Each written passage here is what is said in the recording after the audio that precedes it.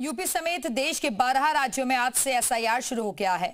बात यूपी की करें तो बूथ लेवल ऑफिसर आज से 4 दिसंबर के बीच कुल 15 करोड़ 44 लाख मतदाताओं के घर पर जाएंगे और मतदाताओं की जांच करेंगे। यूपी में ये प्रक्रिया कैसे हो रही है, इस रिपोर्ट के जरिए आपको दिखाते हैं।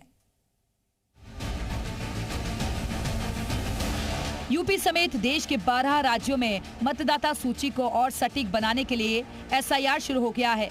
इस प्रक्रिया में हर वोटर की जानकारी को अपडेट किया जाएगा ताकि आगामी चुनावों में कोई भी मतदाता मतदान के अधिकार से वंचित न रह जाए।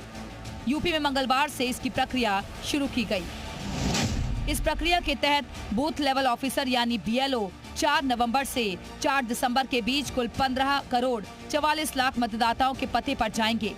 मतदाताओं को गणना प्रपत्र देंगे। इस फॉर्म की 2 प्रतियां होंगी और एक मतदाता भरकर साइन करेगा और दूसरी बीएलओ अपने पास रखेगा। इस फॉर्म में मतदाता से उसका नाम, पता, परिवार के मतदाताओं का ब्यौरा और फोटो मांगा जाएगा। मतदाता चाहें तो अपनी नई पासपोर्ट साइज फोटो भी इसमें चिपका सकते हैं। अगर किसी को फॉर्म भरने में दिक्कत है तो बीएलओ खुद मदद करेंगे। बीएलओ हर घर पर कम से कम 3 बार जाएंगे ताकि किसी को मौका ना चूके और हर सही जानकारी मतदाता सूची में दर्ज हो सके। फिलहाल राज्य निर्वाचन आयोग की तरफ से पूरी तैयारी कर ली गई थी और आज से सर की प्रक्रिया पूरे उत्तर प्रदेश में शुरू हो रही है और इस पूरे विशेष अभियान के तहत आज से लेकर 4 दिसंबर तक बीएलओ घर घर जाएंगे और बूथ लेवल अधिकारी घर घर जाकर मतदाता सूची में मतदाताओं को प्री प्रिंटेड गणना प्रपत्र उपलब्ध कराएंगे।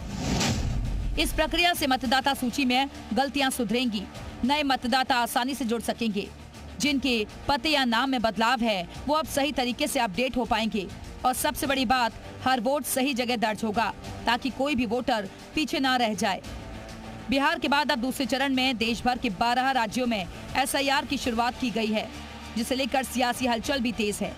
कुछ राज्यों की सरकार एसआईआर के विरोध में आवाज बुलंद कर रही है, लेकिन चुनाव आयोग का साफ कहना है फर्जी वोटरों की सफाई होकर रहेगी और किसी भी वैध मतदाता के लोकतांत्रिक मूल्यों का हनन नहीं होने दिया जाएगा।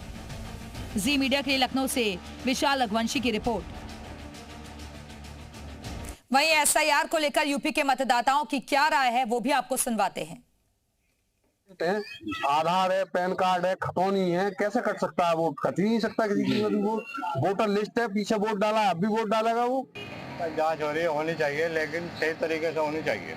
उसमें ऐसा ना हो बीएलओ आवे और कुछ का कुछ लिख के ले जा। जैसा कि कोई आदमी जिंदा है उसको मरा हुआ लिख दिया तो हम क्या करेंगे उसमें, बताओ।